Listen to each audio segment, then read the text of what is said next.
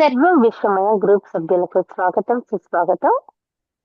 సతీ సమేత సప్తఋషుల అనుగ్రహంతో, ఆది శంకరాచార్యుల అనుగ్రహంతో మరియు అవతార్ బాబాజీ గారి అనుగ్రహంతో మనందరికీ గురుగారైన బ్రహ్మశ్రీ పత్రిజీ గారు అమ్మ స్వర్ణమాల అమ్మకి కృతజ్ఞతలు తెలుపుకుంటూ టెల్లిస్ మాస్టర్ ఆశీస్సులతో సర్వం విశ్వమయాన్ని మొదలు పెడతాం. ఈ రోజు మనకి 33వ అధ్యయనాన్ని వినిపించడానికి చెప్పడానికి రాధా మేడం గారు వస్తున్నారు. శ్రీ గురు చరిత్ర నిత్య పారాయణ గ్రంథము 33వ అధ్యాయము. రాధా మేడం, మీకు సర్వం విశ్వమయం గ్రూప్ తరపున స్వాగతం సుస్వాగతం. థ్యాంక్ యూ రమ మేడం, నాకు ఈ అవకాశం ఇచ్చినందుకు మీకు కృతజ్ఞతలు. శ్రీ గురు చరిత్ర నిత్య పారాయణ గ్రంథం 33వ అధ్యాయం. రచయిత పూజ్య శ్రీ ఆచార్య ఎక్కిరాల భరత్ గారు. మనము 33వ అధ్యాయం స్టార్ట్ చేసే ముందు 32వ అధ్యాయంలో ఏం జరిగిందో కొంచెం వివరంగా తెలుసుకుందాము. 32వ అధ్యాయంలో సావిత్రి శ్రీ గురుని దర్శనం చేసుకున్న తర్వాత సహగమనం చేసుకోమని సన్యాసి చెప్పడం జరుగుతుంది. అప్పుడు ఆమె శ్రీ గురుడు ఎక్కడ ఉంటారనేసి తెలుసుకున్నప్పుడు ఆయన సంగమ నది దగ్గర ఉంటారని అక్కడికి బయలుదేరుతుంది అన్నమాట. అప్పుడు బయలుదేరినప్పుడు అక్కడ ఏం జరుగుతుందంటే, స్వామివారిని చూసిన తర్వాత ఈమె భక్తితోటి ఆయన పాదాల మీద పడి సాష్టాంగ నమస్కారం చేయగానే శ్రీ గురుడు వెంటనే ఆమెను నిత్య సౌభాగ్యవతి భవ అని దీవించడం జరుగుతుంది. ఇది చూసిన వాళ్ళు, అక్కడ ఉన్న వాళ్ళందరూ కలిసి, అయ్యో ఆమె భర్త ఇప్పుడే మరణించాడు, ఇది ఎలా సంభవం అవుతుంది స్వామి అని అంటారు. అనగానే అప్పుడు స్వామివారు అంటారు, అలాగా ఎప్పుడు చనిపోయాడు, అతను ఒకసారి ఇక్కడికి తీసుకొని రండి అని చెప్తారన్నమాట. అప్పుడు అక్కడ ఉన్న వాళ్ళందరూ వెళ్ళి దత్తుణ్ణి తీసుకొని సంగమ నదికి తీసుకొని వస్తారు. తీసుకొచ్చినప్పుడు స్వామివారు ఏం చేస్తారు, దత్తు శవంపై ఉన్నది ఆయనకి స్వామివారు పాదోదకం చల్లి స్వామివారి దృష్టి దత్తునిపై పెట్టినప్పుడు ఆ శవంలోని కదలికలు మొదలయ్యి దత్తుడు లేచి కూర్చోవడం జరుగుతుంది. ఇదంతా అక్కడ చుట్టుపక్కల ఉన్న జనాలందరూ చూసి ఆశ్చర్యానికి లోనవుతారు. అప్పుడు దత్తుడు అడుగుతారు, అసలు ఏం జరిగింది సావిత్రి, ఈ యతీశ్వరులు ఎవరు అని అడిగినప్పుడు ఆమె అక్కడ జరిగిందంతా చెప్తుంది. చెప్పగానే ఇద్దరు దంపతులు స్వామివారి పాదాలను వాళ్ళ ఏమంటారు అభిషేకం చేసి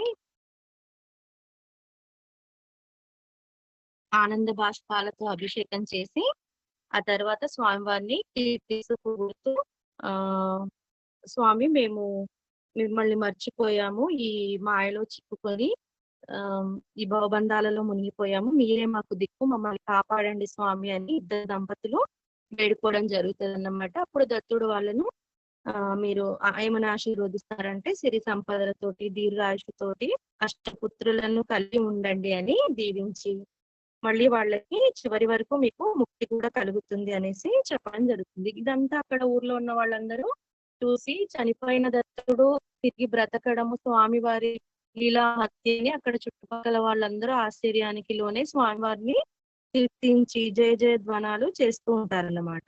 అప్పుడు ఆ భక్తులలో ఒకడు వచ్చేసి, స్వామి ఇది ఎలా జరిగింది, చనిపోయిన వాళ్ళు మళ్ళీ బ్రతకడం ఏంటి, నా సమస్యను తీర్చండి, అది బ్రహ్మవ్రాత నిజం కాదా, ఒకసారి బ్రహ్మ రాసిన రాత అలా ఎలా తారుమారవుతుంది, చనిపోయిన వాడు అసలు ఎలా బ్రతికి వస్తాడు అనేసి అక్కడ ప్రశ్న వేస్తారన్నమాట స్వామివారిని. అప్పుడు స్వామి ఏం చెప్తారు, బ్రహ్మరాతలో ఎలాంటి మార్పు ఉండదు, బ్రహ్మ రాసిన రాత నిజంగానే జరుగుతుంది, కాకపోతే నేను బ్రహ్మ దగ్గర అనుమతి తీసుకొని దత్తుని వచ్చే జన్మలో నుంచి నేను ఒక 30 సంవత్సరాలు మళ్ళీ తిరిగి తీసుకోవడం వల్ల అక్కడ అతడు మళ్ళీ తిరిగి బ్రతికాడు అనేసి చెప్పడం ద్వారా అక్కడ ఉన్న వాళ్ళందరూ ఆశ్చర్యానికి లోనవుతారు. ఈ విధంగా 32వ అధ్యాయం కంప్లీట్ అవుతుంది. ఇప్పుడు మనము 33వ అధ్యాయంలోనికి ప్రవేశిస్తున్నాము. శ్రీ గురు చరిత్ర 33వ అధ్యాయం. ఓం శ్రీ గణేశాయ నమః, ఓం శ్రీ సరస్వతే నమః, ఓం శ్రీ గురుభ్యో నమః. ప్రస్తావన. 33, 34, 35 అధ్యాయాలు వివరించే అంశాలు. ఇప్పుడు మనము చదువుతున్న ఈ 33వ చరిత్ర ఇంకా రాబోయే 34, 35 అధ్యాయాల్లో శ్రీ గురు చరిత్రలో ఎలాంటి విషయాలు మనం తెలుసుకుంటామనే వాటి గురించి కొద్దిగా చిన్నగా ప్రస్తావన ఉంది, అది చెప్తాను. శ్రీ గురుడు మఠంలో ఉంటూనే అరణ్యంలో ఒక సాధువు రూపంలో సావిత్రికి దర్శనమిస్తాడు. ఇలా ఒకే సమయంలో వేరు రూపాలతో భక్తులను అనేక ప్రదేశాలలో అనుగ్రహించిన లీల సాయిబాబా చరిత్రలో చూడవచ్చును. ఇది దత్తస్వామి యొక్క ప్రత్యేకత. అంటే ఇక్కడ ఏం చెప్తున్నారు, మనకు 32వ అధ్యాయంలో మనము తెలుసుకున్నాం కదా, సావిత్రికి ఒక సన్యాసి వారు వచ్చి రుద్రాక్షలు ఇచ్చేసి ఆమె బట్ట కట్టమని చెప్పి మళ్ళీ తర్వాత చివరిగా వెళ్ళి శ్రీ గురుని దర్శనం చేసుకోమని చెప్పారు కదా. ఆ సాధు ఎవరో కాదంట, స్వయంగా స్వామివారి శ్రీ గురుడేనంట. ఆ విషయాన్ని ఇక్కడ చెప్తున్నారన్నమాట. ఇలా ఒకే సమయంలో వేరు వేరు రూపాలతో భక్తులను స్వామివారు అనేక ప్రదేశాలలో అనుగ్రహిస్తారంట. ఈ విషయము మనకు సాయిబాబా చరిత్రలో కూడా ఉందని చెప్తున్నారు. ఇది దత్తుని యొక్క ప్రత్యేకత. అందుకే స్వామివారు కాశీలో స్నాన జపాలు, మాహురాపురంలో నిద్ర, కొల్హాపురంలో భిక్ష ప్రతిదినము చేస్తారని షిరిడి ఆరతులు స్తుతిస్తున్నాయి. షిరిడి సాయిబాబా ఆరతులలో ఏం చెప్తున్నారంట, స్వామివారు దత్తాత్రేయ స్వామివారు కాశీలో స్నానము జపము చేసుకుంటారు, మాహురాపురంలో నిద్ర చేస్తారు, కోల్హాపురంలో భిక్ష తీసుకుంటారని స్తుతిస్తున్నాయంట. ఇక తర్వాత విషయము ఒక స్టోరీ చెప్తున్నారు. ఇంకా ఏమేమి ఉన్నాయి, 34, 35 అధ్యాయాలు ఏమేమి వస్తున్నాయో చెప్తున్నారు. ఒక వేశ్య ఆమె వద్దనున్న ఒక కోతి కూడా రుద్రాక్ష మహిమ వలన, ఒక రాజకుమార్తె సోమవార వ్రతం వలన శుభము పొందినట్లు శ్రీగురుడు చెబుతాడు. ఇంకా మనం రాబోయే స్టోరీస్లలో అంట ఒక వేశ్య స్టోరీని చూస్తాము. ఆ తర్వాత ఒక రాజకుమార్తె సోమవార వ్రతం గురించి కూడా మనము పారాయణ చేసుకుంటామంట. దాని గురించి స్వామివారు శ్రీ గురుడు చెప్తారన్నది. వీరి ధర్మనిష్ట వీరి సాఫల్యతకు మూల కారణం. అంటే వీరు ఎలా ఉన్నా అని వీళ్ళు ధర్మం తప్పకుండా ఉంటున్నారు కాబట్టి అది వీళ్ళకి ఎలాంటి సహకారం పొందుతారు అనే విషయాన్ని చెప్తున్నారు. ధర్మనిష్టకు భగవంతునిపై విశ్వాసమే మూలము. ధర్మంగా ఉన్నప్పుడే భగవంతుడు కూడా మనకు అనుగ్రహిస్తారు అని చెప్తున్నారు. భగవంతునిపై అనన్యమైన ప్రేమ ఉంటే ఆయన శాసనమైన ధర్మం మీద ప్రీతి ఎందుకూడదు. ధర్మం లేకుండా రుద్రాక్ష వ్రతము, వేద అధ్యయనము వ్యర్థమని, మిథ్యాచారమని శ్రీగురుని సూచన. ఇంకా స్వామివారు ఏం చెప్తున్నారు, భగవంతుని మీద ప్రేమ ఉన్నాలో శాస్త్రబద్ధమైన ధర్మము పాటిస్తారు. ధర్మం లేకుండా మనం ఏ పని చేసినా అది వ్యర్థమని చెప్తున్నారు. ప్రారబ్ధవశ బాహ్య దృష్టికి వేశ్య అయిన ధర్మనీతికి గల అంతరంగము భక్తి ఆమెకు ఉత్తమ గతిని ప్రసాదించాయి. అయితే ఇక్కడ ఒక వైశ్య స్టోరీ వస్తుంది కదా మనకు ముందు. ఆమె చూడ్డానికి వేశ్య అయినా గాని ఆమె ధర్మంతో ఉండడం వలన ఆమె భక్తికి భగవంతుడు ఆమెకు ఉత్తమ గతిని ప్రసాదిస్తారు అని చెప్తున్నారు.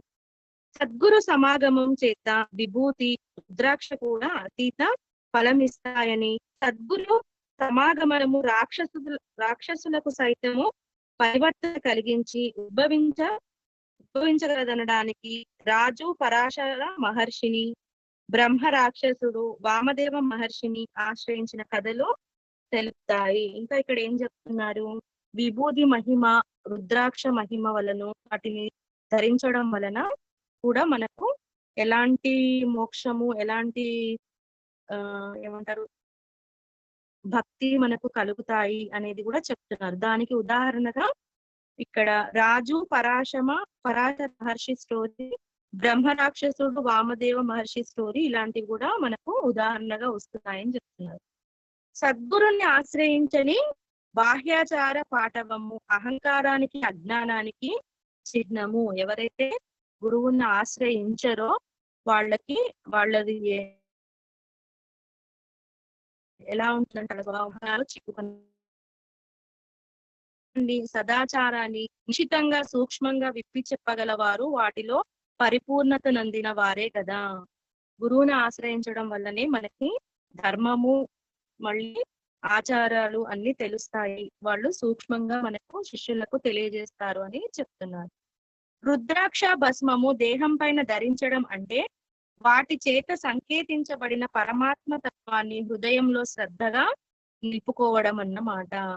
అంటే అది కేవలం ధరించడమే కాదు, మనం ధర్మ బుద్ధితో మెలగడం వల్ల కూడా మనకి అంటే అలా ధర్మంగా మనం ప్రవర్తించడం వల్ల కూడా మన హృదయము లో భక్తి భావము పెంపొందుతాయి అని చెప్తున్నారు.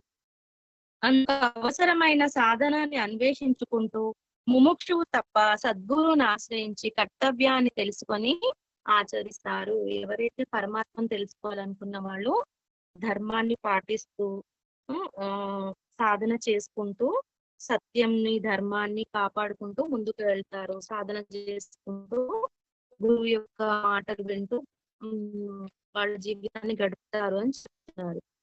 అటువంటి శ్రద్ధాభక్తులు కలవాడు సద్గురు కృపను పొంది తీరుతారు. ఇలాంటి భక్తితో ఉన్న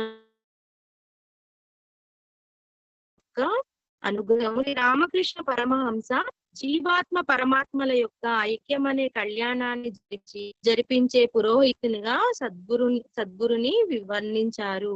అంటే ఉదాహరణ ఎవరిని తీసుకున్నారంటే ఇక్కడ సద్గురు కృప పొందిన వాళ్ళల్లో రామకృష్ణ పరమహంస అంట.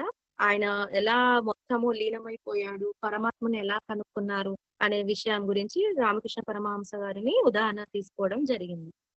ఇప్పుడు ఇక్కడ ఒక చిన్న కథ. నామధారకునితో సిద్ధయోగి ఇంకా ఇలా చెప్పాడు. దత్తుడు సావిత్రి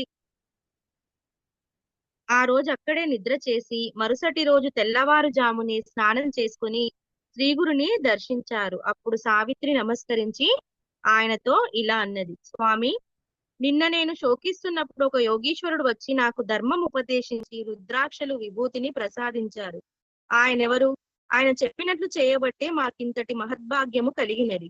మరలా వారి దర్శనము మా ఎక్కడ లభిస్తుంది అన్నది.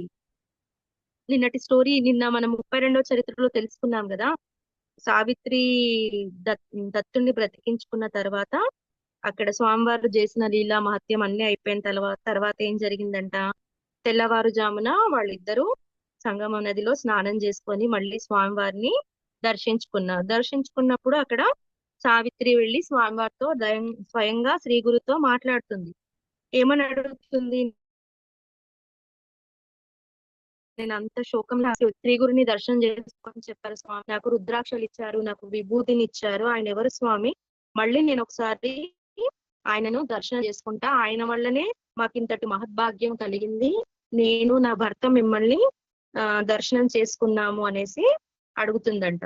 అప్పుడు శ్రీగురుడు ఏం చెప్తున్నారో వినండి. శ్రీగురుడు చిరునవ్వులు చిందిస్తూ, అమ్మాయి, నీ పతిభక్తిని చూడదలిచి మేమే మారు రూపంలో నీ వద్దకొచ్చాము. మీకు రుద్రాక్ష మహిమను తెలియజేయడానికి అని ప్రసాదించాము. వాటి మహత్యం వలనే నీకిట్టి అభయం లభించింది. మీరు మాకు ఆప్తులు గనుక వాటి మహత్యము వివరిస్తాను.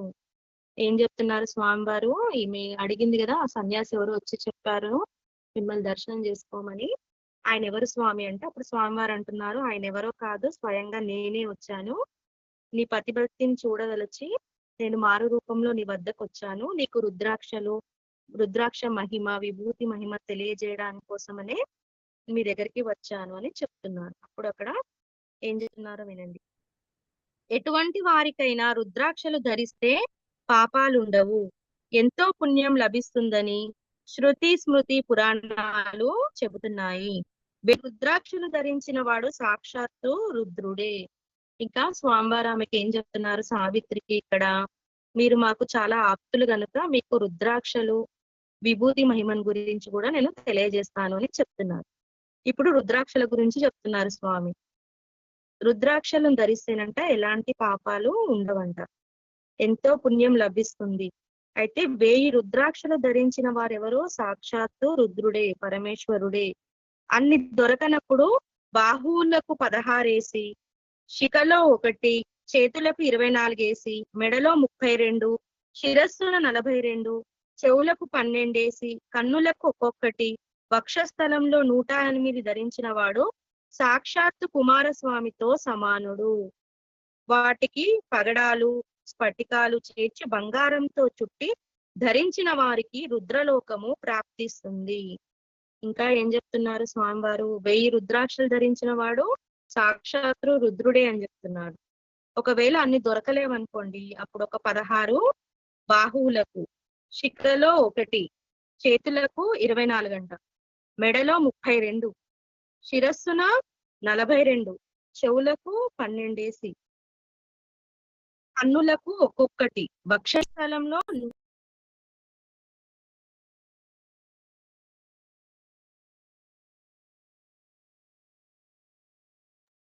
రాధా మేడం, మీ వాయిస్ వినిపించట్లేదు. Hello hello. మేడం. కొంచెం వినిపించట్లేదు మేడం. మళ్ళీ ఒక్కసారి ఆ రుద్రాక్షల గురించి చెప్పారు కదా, ఒక్కసారి రిపీట్ చేయండి.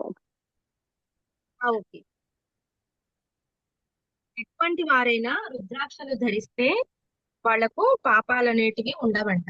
అంటే ఎంతో పుణ్యము లభిస్తుందనేసి పురాణాలు చెప్తున్నారు.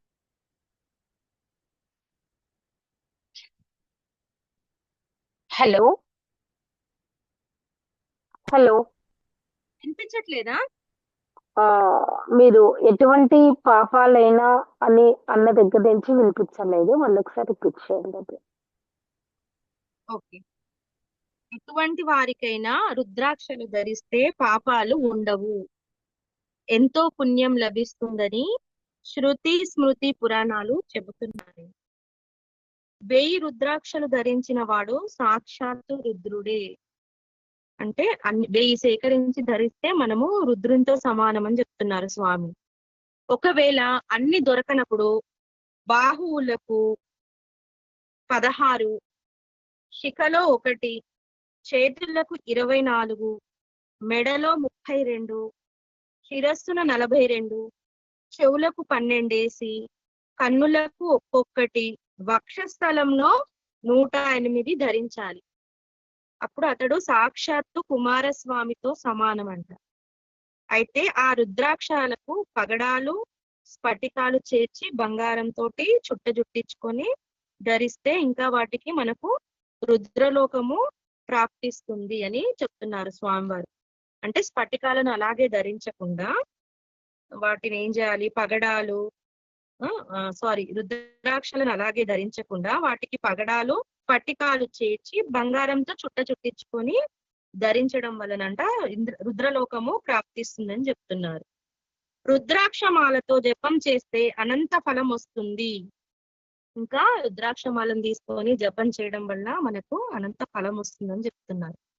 భస్మము రుద్రాక్ష ధరించిన వారి జన్మయే ధరించని వారి జన్మయే వ్యర్థము. అంటే ప్రతినిత్యము మనము భస్మాన్ని, రుద్రాక్షని ధరించాలని స్వామివారు చెప్తున్నారు. అలా ధరించని వారి జన్మ కూడా జన్మ కాదు, అది వ్యర్థమే అని చెప్తున్నారు. అది ధరించి స్నానం చేస్తే గంగా స్నాన ఫలం ఉంటుంది. రుద్రాక్షను మనము ధరించి స్నానం చేస్తేనంట గంగా స్నానం చేసినంత ఫలం మనకు దక్కుతుంది. ఏకాదశ రుద్ర మహామంత్రంతో రుద్రాక్షను అభిషేకిస్తే శివదర్శనం ఉంటుంది.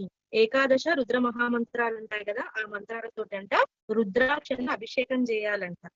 అప్పుడు శివలింగాన్ని అర్చించినంత ఫలితం వస్తుంది. రుద్రాక్షాలలో ఏకముఖి జన్మరాహిత్యమే ప్రసాదించగలదు. ఎటువంటి రుద్రాక్షలు ధరించినా 4 పురుషార్థాలు సిద్ధిస్తాయి. ఇంకా ఏం చెప్తున్నారు, మనకి ఇన్ని 1000 రుద్రాక్షలు దొరకలేదనుకో, అప్పుడు ఒక్క రుద్రాక్షనే దొరికింది అనుకోండి, ఏకముఖి రుద్రాక్ష దొరికింది అనుకోండి, దాని వల్ల మనకి ఏం జరుగుతుంది, జన్మరాహిత్యము ప్రసాదిస్తారంట స్వామివారు.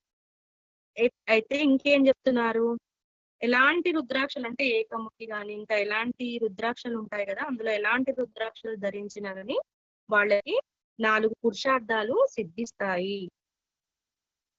ఇక్కడ ఒక కథ చెప్తాను వినండి. పూర్వము కాశ్మీర దేశంలో భద్రసేనుడనే రాజుకు తారకుడనే కొడుకు, మంత్రి సుధర్ముడికి సద్గుణుడనే కొడుకు ఉండేవారు.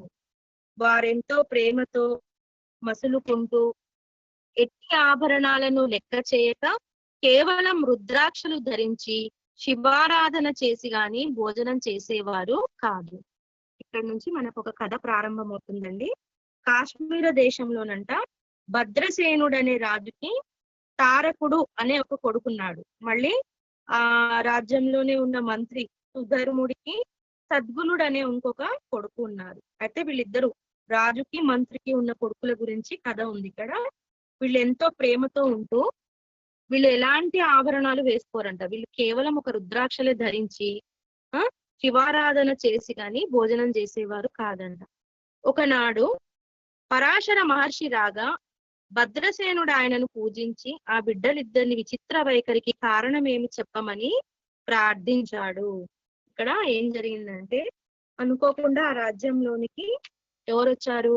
పరాశర మహర్షి వచ్చారు. వచ్చినప్పుడు ఈయన ఎవరైతే భద్రసేనుడు అనే రాజు ఉన్నాడు కదా, ఆయన స్వామిని అడిగారంట, ఈ ఇద్దరు పిల్లలు ఇలా విచిత్రంగా వ్యవహరిస్తున్నారు, వీళ్ళు ఎలాంటి ఆభరణాలు ధరించరు, కేవలం రుద్రాక్షలు వేసుకుంటారు, భోజనము శివారాధన చేయందే భోజనం కూడా చెయ్యరు, ఏంటి స్వామి ఇది అని అడుగుతున్నాడు.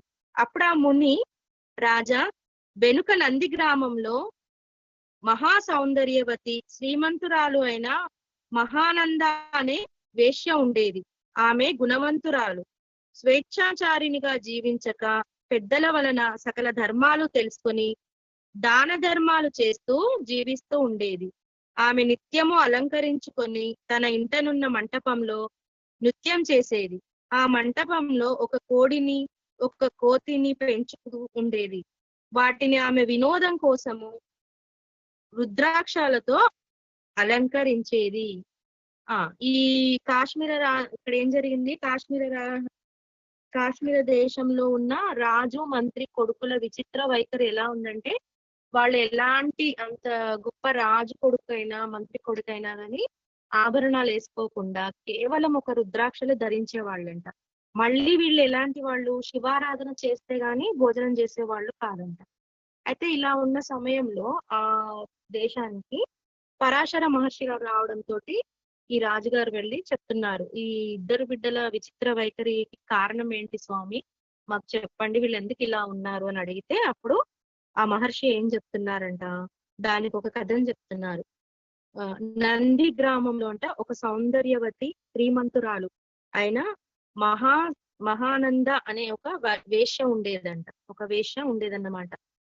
ఎక్కడ? నంది గ్రామంలో ఉండేదంట. ఆమె చాలా గుణవంతురాలంట. మళ్ళా స్వేచ్ఛాకారిణిగా జీవించేది. ఆమెకి ఎలాంటి అడ్డు అదుపులు లేవు, స్వేచ్ఛగా ఉండేదంట. ఎంత స్వేచ్ఛగా ఉన్నా గానీ ఆమె పెద్దల వలన సకల ధర్మాలు తెలుసుకొని దాన ధర్మాలు చేస్తూ జీవిస్తుండేది. ఇంకా ఆమె ఏం చేసేది, ఆమె ఒక పద్ధతిగా ధర్మాలన్నీ తెలుసుకొని పెద్దల వల్ల ధర్మాలు తెలుసుకొని దానాలు అలాంటివన్నీ చేస్తూ ఉండేది. ఆమె నిత్యము ఏం చేసేదంటే అలంకరించుకొని ఉండేది. అలంకరించుకొని ఆమె గృహంలో మంటపంలో నృత్యం చేస్తూ ఉండేదంట. అయితే ఆమె ఏం చేసేది, ఆమె ఒక కోడిని ఒక కోతిని పెంచుకుంటుందంట. ఆ కోడికి కోతికి ఇద్దరికిను ఏం చేసింది, ఆమె వినోదం కోసమని రుద్రాక్షలతోటి అలంకరించేదంట వాటి రెండిటికిను. ఒకనాడు మహాధనికుడు శివవ్రత దీక్షితుడు అయిన ఒక వైశ్యుడు ఆమె ఇంటికి వచ్చాడు. అతని వంటి మీద విభూతి, చేతులకు రత్న కంకణాలు, అతని చేతిలో సూర్యునిలాగా వెలిగిపోతున్న రత్నలింగము ఉన్నాయి. ఇంకా ఈమె ఎలా ఉంది, పెద్దవాళ్ళ దగ్గర ధర్మాలన్నీ తెలుసుకొని ఒక పద్ధతిగా జీవితాన్ని కొనసాగిస్తుంది. అయితే ఇంకా ఈమె ఏం చేస్తుంది, ఆమె మంటపంలో నృత్యం కూడా చేసుకుంటూ ఆమె దగ్గర ఉన్న కోడికి కోతిని రెండిటిని పెంచుకొని వాటికి ఎలా అలంకరణ చేస్తుంది, రుద్రాక్షాలతోటి అలంకరణ చేసుకుంటూ ఉందంట. ఒక రోజు ఆ నగరంలోనికి ఎవరు, ఒక ధనికుడైన శివవ్రత దీక్షితుడైన ఒక వైశ్యుడు వచ్చాడంట. వచ్చి రావడంతో ఆమె ఇంటికే వెళ్ళాడు. వెళ్ళినప్పుడు ఆయన ఎలా ఉన్నాడు, అతని వంటి మీద విభూతితో ఉన్నాడు, మొత్తం విభూతిని ధరించి ఉన్నాడు. మళ్ళీ చేతులకు రత్న కంకణాలు ఉన్నాయి. మళ్ళీ ఆయన చేతిలో ఏముంది, ఒక సూర్యునిలాగా వెలిగిపోతున్న ఆత్మలింగం కూడా ఉందంట. దానిని చూచి ఆ వైశ్య ఆశపడి తన సఖి చేత కబురు పంపింది. అతడు ఆ మంటపంలో కూర్చుని మహా సౌందర్యవతి అయిన వేశ్య తనను సంతోష పెట్టగలిగితే ఆ లింగము ఇస్తానన్నాడు. ఇంకేం జరిగింది అక్కడ, ఈయన వచ్చిన వైశ్యుడు ఎలా ఉన్నాడంట, ఒంటికి మొత్తం విభూతిని ధరించి చేతులకు రత్న కంకణాలు పెట్టుకున్నాడు. ఆయన చేతిలో ఒక శివలింగము, రత్నలింగము ఉందన్నమాట. అప్పుడు ఆమె వేషం ఉంటుంది కదా, ఆమె ఏం చేసింది, అతని చేతిలో ఉన్న ఆ లింగాన్ని చూసి, అతన్ని చూసి అతని మీద ఆశపడి ఏం చెప్పింది, తన చెలికత్తెలు ఉంటారు కదా, ఫ్రెండ్స్, వాళ్ళకి కబురు పంపిందంట. ఏమని చెప్పింది, అతన్ని తీసుకొని రమ్మని చెప్పింది. అప్పుడు అతను ఆ మంటపంలో కూర్చొని ఏం చెప్తున్నాడు, ఆమె ఆయనను సంతోష పెట్టగలిగితే ఆ లింగాన్ని ఆమెకి ఇస్తానని చెప్పాడనమాట. అప్పుడు ఆ వేశ్య అందుకు సంతోషించి 3 రోజులు పతివ్రతా ధర్మమును అనుసరించి అతన్ని సేవించగలనని తన సఖి చేత చెప్పించింది.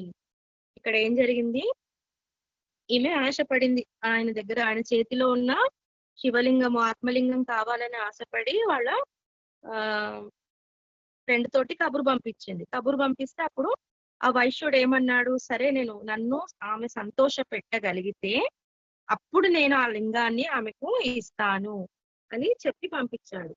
అప్పుడు ఆ వేశ్య కూడా అందుకు ఒప్పుకొని ఆమె ఏం చేసింది, 3 రోజులంట పతివ్రత ధర్మాన్ని అనుసరించి అతన్ని సేవిస్తాను అని కబురు పంపించిందంట.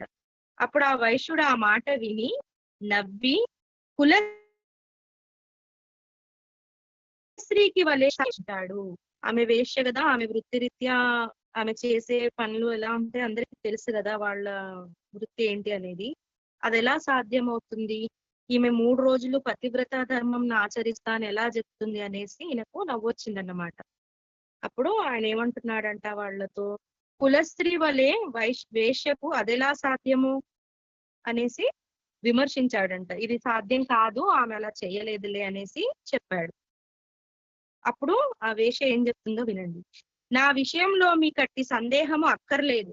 నేను త్రికరణ శుద్ధిగా ఆ 3 రోజులు పాతివత్యము అవలంబించగలను అని చెప్పి ఆ లింగంపై చేయి వేసి సూర్య చంద్రుల సాక్షిగా ప్రమాణము చేసింది. ఇంకేం చెప్పింది ఆమె, మీకు ఇలాంటి విషయాలలో సందేహమే అక్కర్లేదు.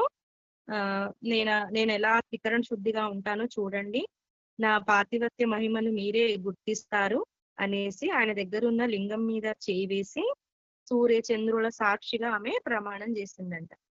అప్పుడు ఆ వేశ్యుడు ఆ శివలింగం ఆమె చేతికిచ్చి, ప్రేయసి, ఇది నాకు ప్రాణంతో సమానము, దీనికి ఏమైనా అయితే నేను ఉరిపోసుకుంటాను అన్నాడు. ఆమె దానిని ఎంతో శ్రద్ధగా తీసుకొని ఎంతో శ్రద్ధతో పూజించింది.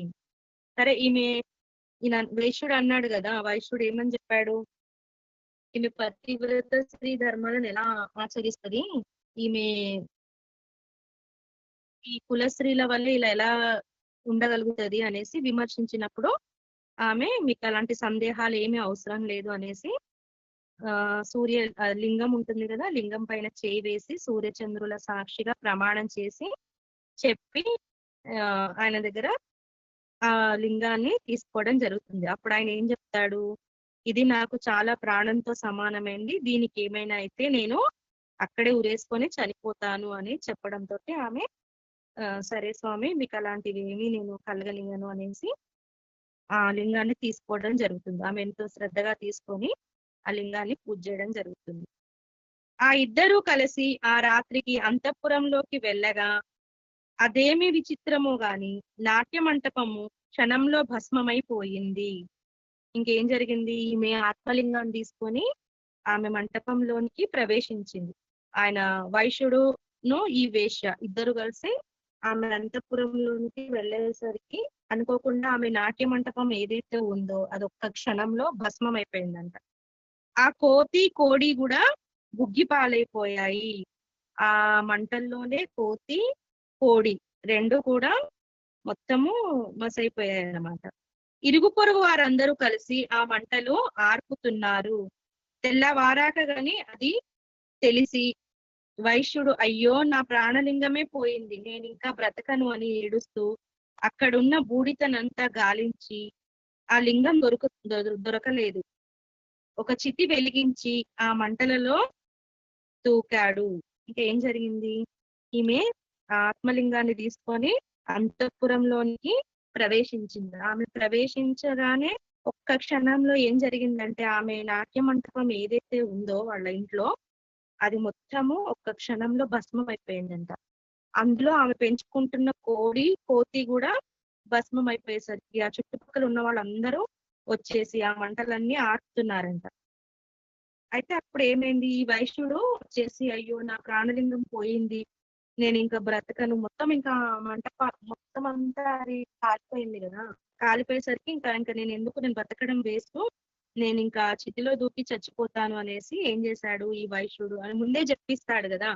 ఏమని చెప్తాడు, ఇది నాకు చాలా ప్రాణంతో సమానము, దీనికి ఏమీ కాకూడదు, దీనికి ఏమైనా అయితే నేను చనిపోతానని చెప్పగానే ఆమె సరే అని శ్రద్ధగా నేను చూసుకుంటానని చెప్పింది. కానీ విచిత్రం ఏం జరిగిందంటే ఒక్క క్షణంలోనే ఇదంతా సంభవించి అక్కడ ఉన్న అన్ని మొత్తము భస్మం అయిపోయాయి. ఆ లింగం కూడా కనిపించకుండా భస్మం అయిపోయింది.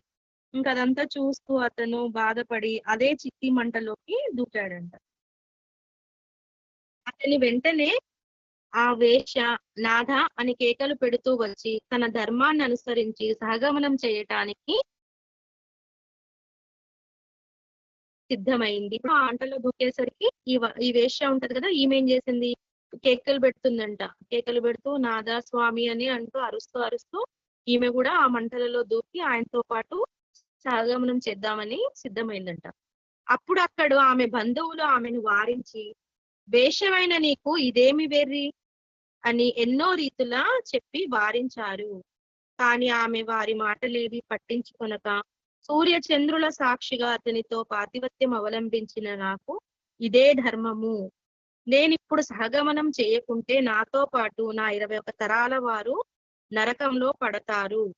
ఇప్పుడు ఏం చెప్పింది, ఈయన ఎంతో ప్రాణప్రదంగా తీసుకున్న లింగము భస్మం అయిపోయింది, కనిపించడం లేదు, కోతి లేదు, కోడి లేదు, మొత్తం ఆమె ఇల్లంతా ఒక్క క్షణంలో భస్మమైపోయింది కదా. అది చూసిన ఈ వైశ్యుడు కూడా ఇంకా ఏది లేనప్పుడు నేనెందుకు ఉండడం అనేసి ఆయన కూడా ఆ భస్మం చితిలో దూకేశాడు. దూకినప్పుడు అప్పుడు ఈమె ఏం చేస్తుంది, ఈమె కూడా ఆయనతో పాటే సహగమనం చేయడానికి అందులో దూకడానికి వెళ్ళినప్పుడు ఆమె బంధువులందరూ చూసి ఆమె ఏమంటున్నారు, నువ్వు వేశ్యవి, నీకు ఇలాంటి వెర్రి ఏంటి, నువ్వు ఆయనతో పాటు అందులో దూకడం ఏంటి, ఇది నీకు సరికాదు అనేసి చెప్తున్నారు. అప్పుడు ఆమె వాళ్ళెవ్వరి మాటలు పట్టించుకోకుండా ఏం చెప్తుంది, అప్పుడే ఆమె చెప్తుంది కదా, సూర్యచంద్రుల సాక్షిగా నేను ప్రమాణం చేస్తున్నానని చెప్పింది కదా, అదే మాట చెప్తుంది, నేను సూర్యచంద్రుల సాక్షిగా అతనితో పాతివత్యం అవలంబించినాను. ఆ 3 రోజులు ఆమె పాతివత్య ధర్మం పాటిస్తా అని చెప్తుంది కదా అప్పుడు ఆత్మలింగాన్ని తీసుకునేటప్పుడు, అలా నేను పాటించాను కాబట్టి నేనిప్పుడు సాగమనం చేయలేదనుకో నాతో పాటు నా 21 తరాల వారు నరకంలో పడతారు, కాబట్టి నేను నా ధర్మాన్ని పాటిస్తేనే వారందరూ తరిస్తారు అనేసి చెప్తుంది. నా ధర్మం నేను పాటిస్తే వారందరూ తరిస్తారు, మరణం అన్నది ఎప్పటికైనా తప్పదు కదా, ఇలా హీనంగా బ్రతికే కంటే నా ధర్మాన్ని ఆచరించి తరించడమే ఎంతో శ్రేష్టము అని చెప్పి అగ్నిలోకి దూకబోయింది. ఈమె ఏం చేసింది, ఈమె నిర్ణయించుకుంది, ఈమె ఎట్లాగూ 3 రోజులు పాతివత్య ధర్మాన్ని పాటించింది, సూర్యచంద్రుల సాక్షిగా ప్రమాణం చేసి ఆ ఆత్మలింగాన్ని తీసుకుంది.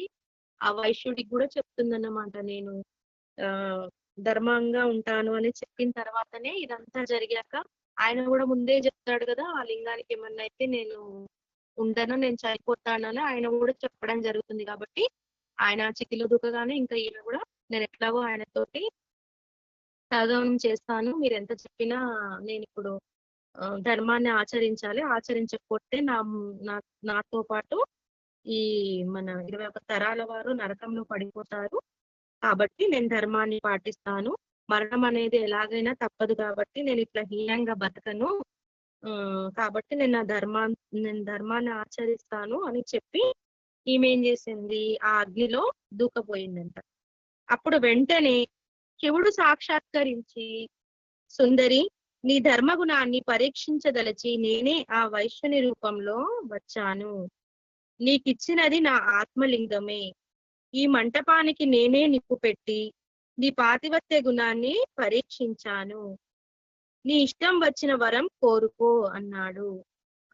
ఇక్కడ ఏం జరిగిందంటే ఈమె ఎవరైతే ఉన్నారో ఈ వేశ్య ఉంది కదండి, ఆమె అగ్నిలో దూకింది కదా, దూకడానికి వెళ్ళేటప్పుడు వెంటనే స్వామివారు శివుడు ప్రత్యక్షమయ్యి ఏం చెప్తున్నారు, నీ ధర్మాన్ని పరిరక్షించదలచి నీ ధర్మాన్ని పరీక్షించడానికి నేనే అలా వచ్చాను. ఎవరి రూపంలో? వైశ్యుని రూపంలో వచ్చాను. నీకిచ్చినది ఏంటో కాదు, నా ఆత్మలింగమే నేను నీకు ప్రసాదించాను. ఈ మంటపానికి నిప్పు పెట్టింది కూడా నేనే. నీ పాతివత్య గుణాన్ని పరీక్షించదలిసి నేను ఇలా చేశాను.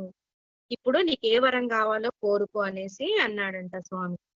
ఆమె ఆశ్చర్యపడి భక్తితో నమస్కరించి, స్వామి, నాకీ ముల్లోకాలలో ఎట్టి భోగము అక్కర్లేదు. నాకీ సంసార బంధము తొలగించి శాశ్వతమైన శివ సాయుధ్యము ప్రసాదించు అని ప్రార్థించింది.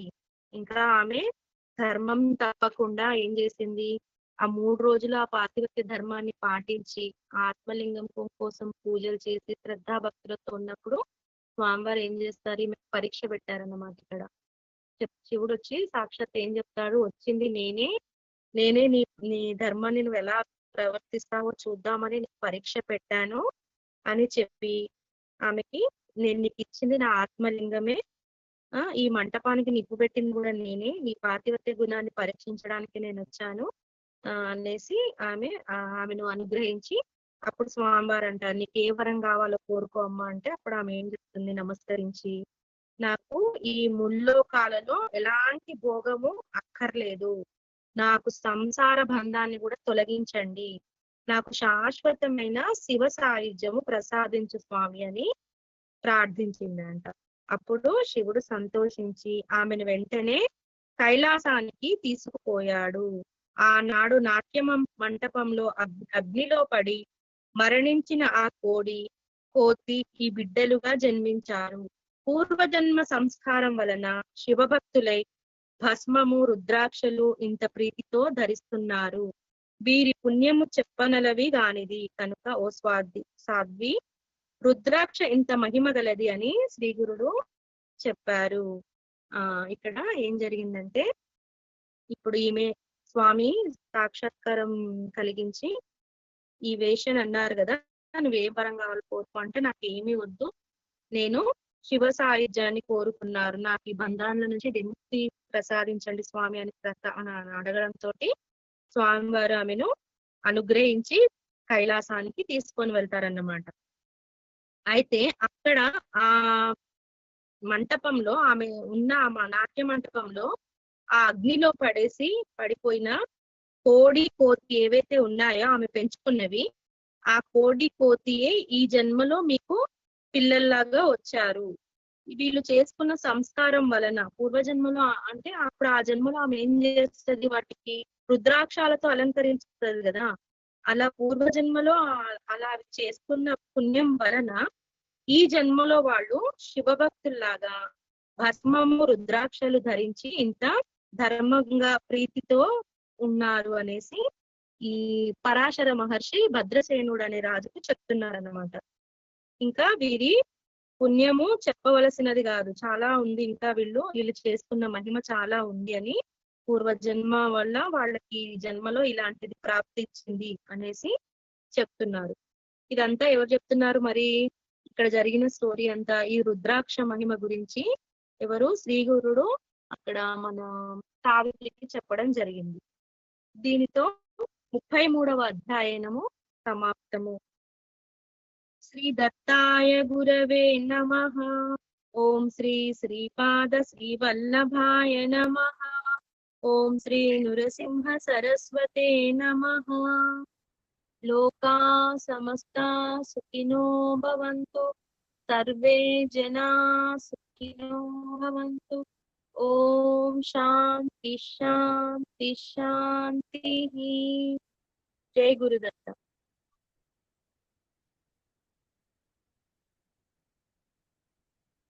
చాలా బాగుంది మ్యామ్. రాధా మ్యామ్ బాగా చెప్పారు, మీకు ధన్యవాదాలు మ్యామ్.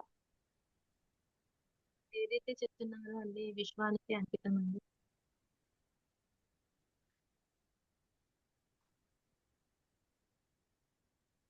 Okay ma'am.